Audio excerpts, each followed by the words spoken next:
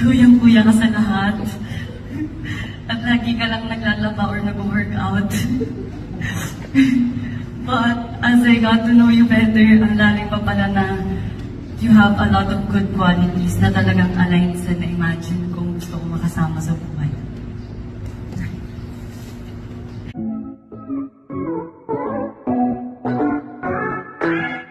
Carlo Aquino at kasintahang si Charlie Dizon ikinasal na.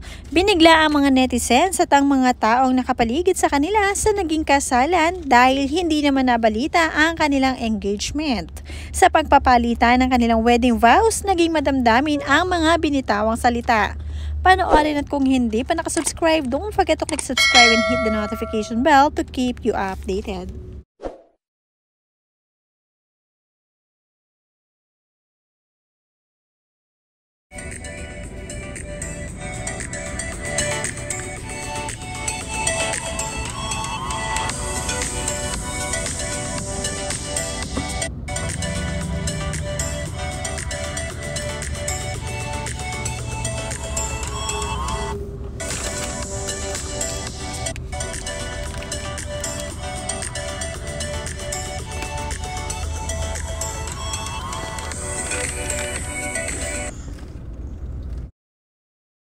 Sa wedding vows na makikita at mararamdaman ang saya ni Charlie Dizon sa pagpapakasal kay Carlo Aquino at ikinuwento rin niya ang pagpapakilala nga kay Carlo.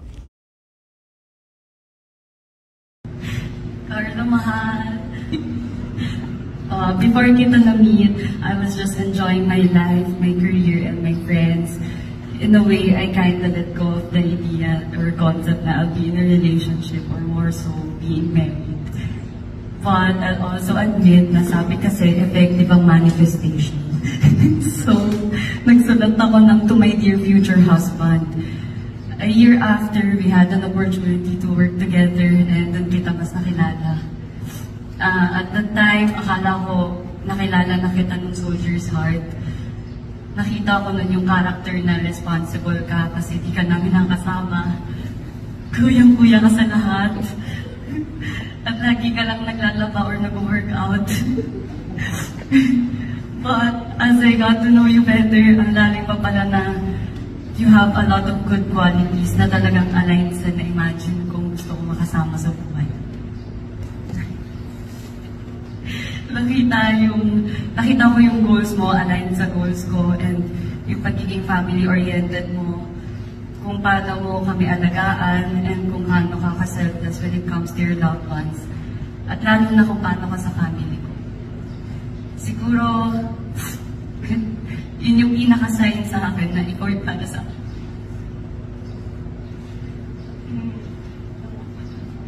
Matapos ang wedding vows ni Charlie Dizon ay sinundan naman ito ni Carlo Aquino na mas naging emosyonal sa pagbibigay ng vows sa asawa.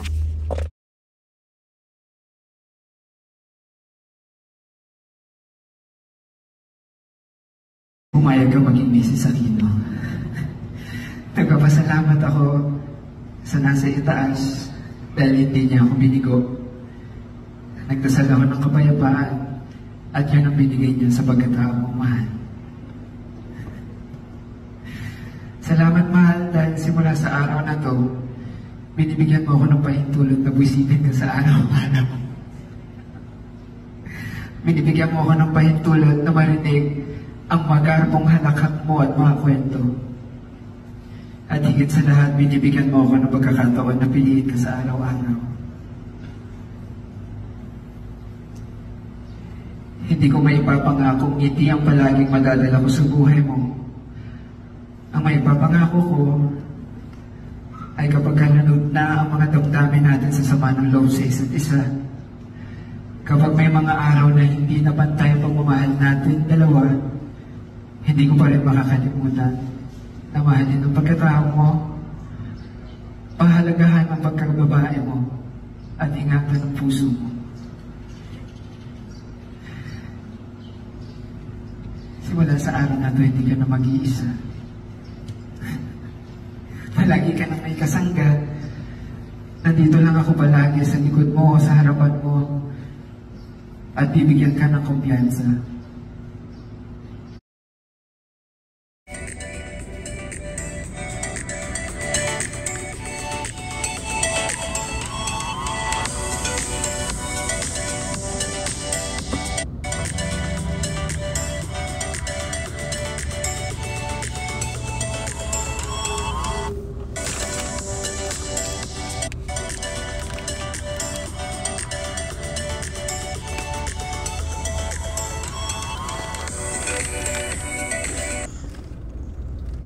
Nagbahagi nga si Jolina Magdangal ng ilang pahayag tungkol sa wedding vows nitong si Carlo Aquino at Charlie Dizon.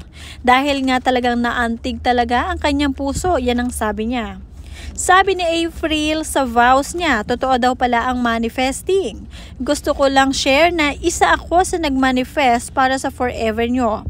At yung mga sinabi ko, sinabi ni Kaloy sa vows naman niya kung paano niya iingatan, aalagaan at mamahalin si April. Alam na alam ko na ang puso niya ang nagsasalita. Thankful ako na na-witness ko ang kanilang pag-iisang dibdib.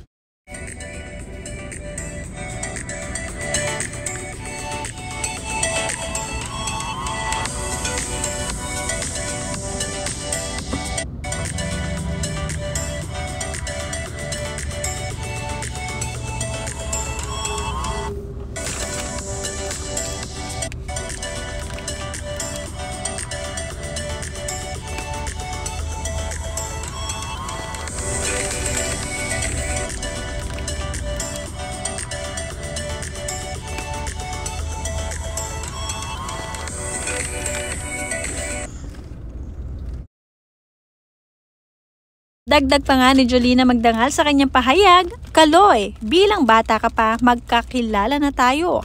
Alam ko kung gaano kakabait na anak at mapagmahal sa family mo. Sobrang happy ko talaga para sa'yo. Para kay April naman o Charlie Dizon, mula nung malaman ko na mag-sister tayo kay Nanay Nenet, nasundan na kita and ina-admire talaga kita sa galing mo sa craft mo, pero higit sa lahat sa pagka-humble mo. Congratulations and best wishes, PS. Sarap maka-witness ng mga kaibigan na pa forever, tapos kasama ko ang aking forever love you mahal from Jolina Magdangal.